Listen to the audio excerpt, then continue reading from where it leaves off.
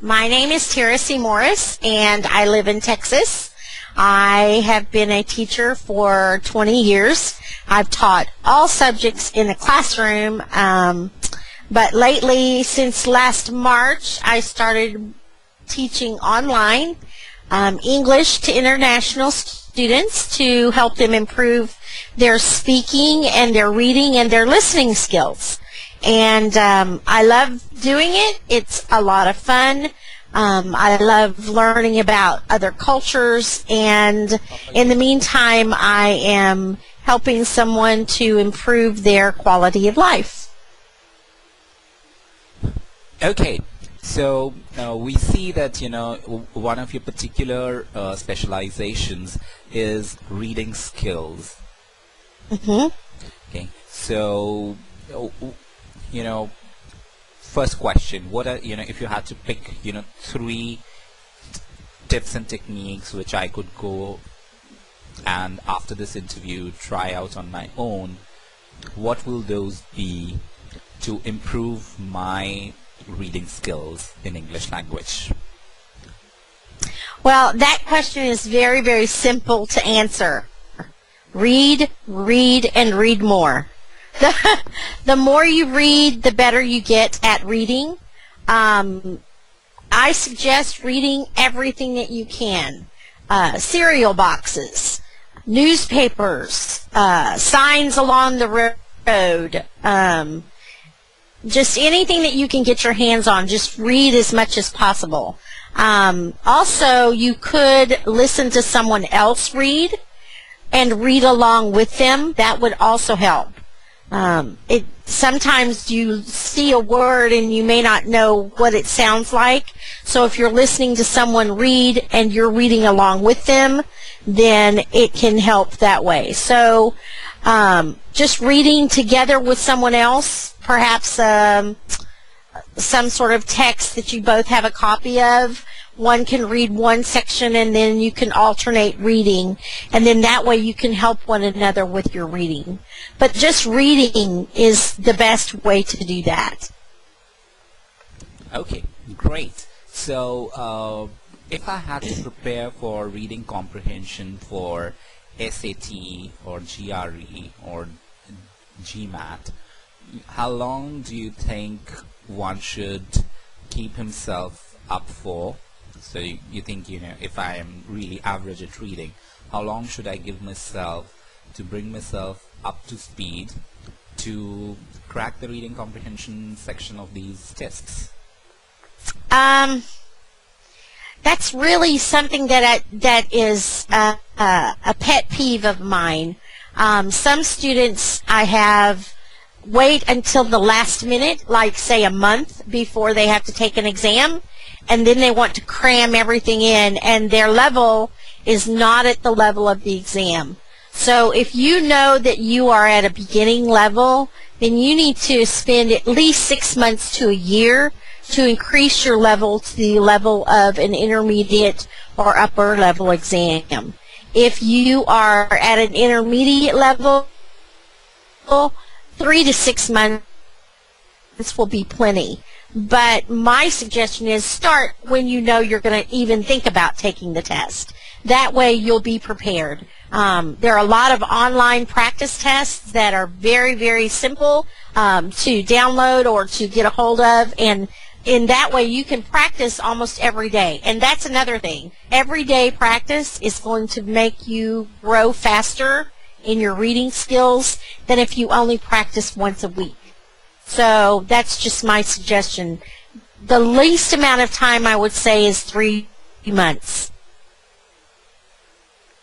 Okay, great. And since all these tests also are going to include passages which are going to be quite different from each other, so there will be perhaps a scientific passage, a newspaper column, a literary piece. So how does how is this particular thing different from how is a scientific reading different from reading literary texts, and how can one prepare for that? Well, when you're reading a technical piece or a technical article, you need to be sure and pay attention to the details, because your questions are going to be very detailed when you get to the questioning part. And in reading the details, you're going to be reading slower so that you are comprehending better. When you go to read a literary text, a lot of times the questions have to do with what is the overall idea of this passage, or what do you think the author meant by this particular phrase. And when you get to reading literary text, you not only want to understand the actual story or the plot behind it, but you also want to get the emotional feeling that goes along with it. And so you can read a little bit faster with a literary text than you do a technical piece. And in that way, when you go to take your exam, when you look at the different reading passages, read the ones that are going to take the longest first. And then that way you can go back to the more literary pieces and read those with a quicker speed. Okay, great. So another question. A lot of students these days are using internet and mobile phones very early in their lives, and that keeps the attention spans of people very, very low. Most students are used to web pages, and they won't spend more than a couple of minutes on each page reading a blog post or reading a Wikipedia article. And then when you are approaching the standardized test where you have to read 500 words, 1,000 words sometimes, so how does that impact students? That is a really good question. I think technology is an amazing thing.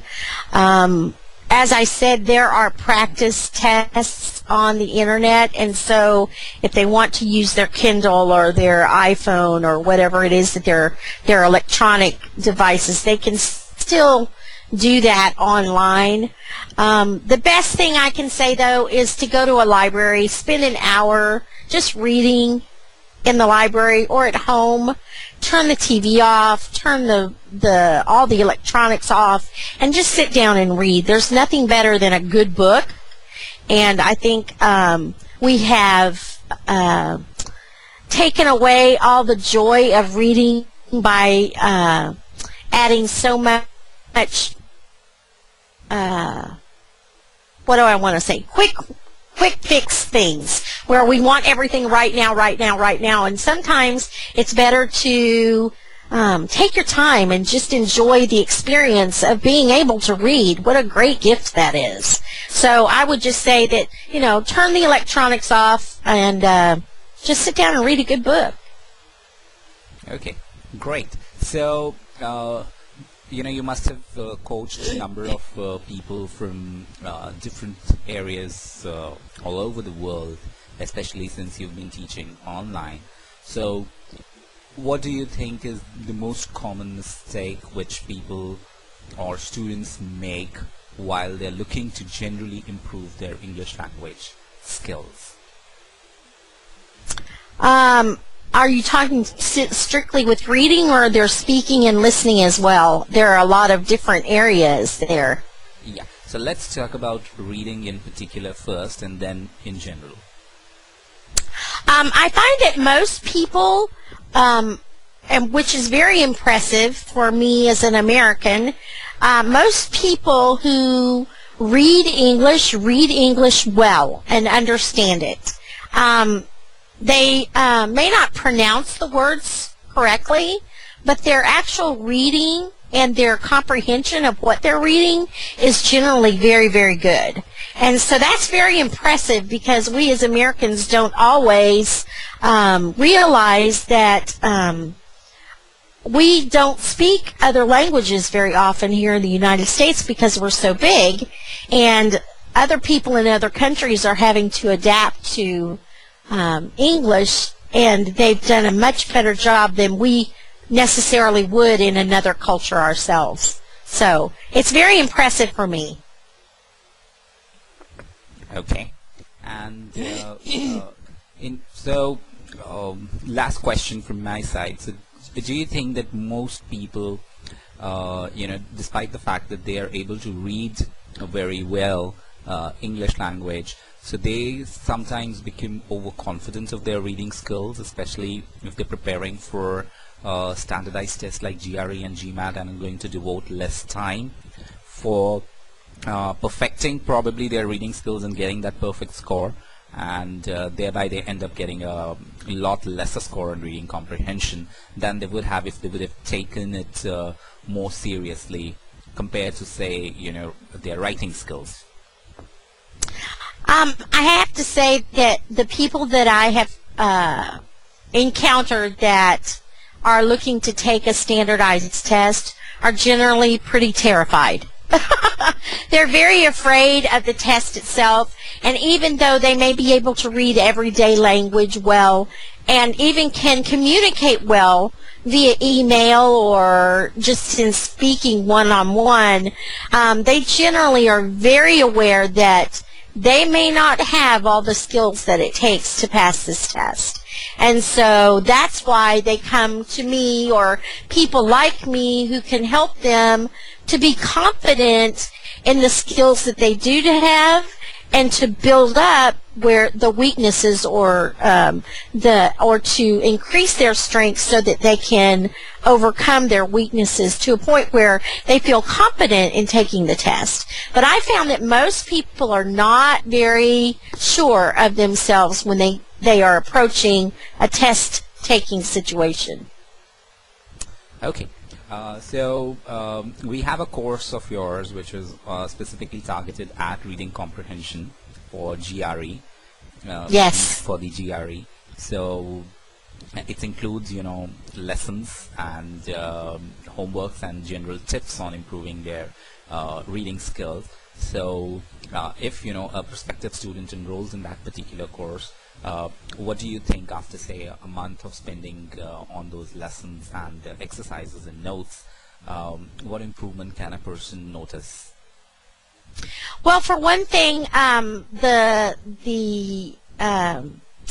passages that I used were of all different sorts. There were stories, there were technical passages, there were even writing assignments where they had to find errors and make editing corrections. So I think when they get done with the actual course, they're going to be at least more confident, if not feel confident enough to go right on and take the test.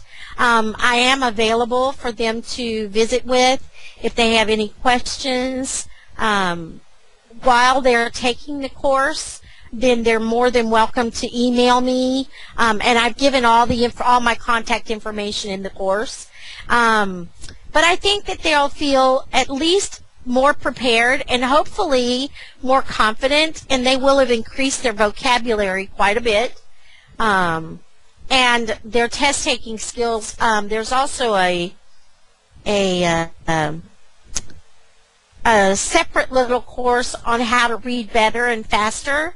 And so I give them some tips on how to approach the test so that they're not afraid whenever they get it and they look at it and they go, oh my goodness, what am I going to do here? At least they have some skills under their belt so that if they come against a graphic presentation, they'll be able to decipher what's on the graphic in order to answer the questions. So I think they're going to be more prepared and feel a lot more confident when they get done with the course. Okay. Well, thank you very much. It's been good to talk to you. Yeah. Thank you, and have a great festive season. Thank you. Same to you as well.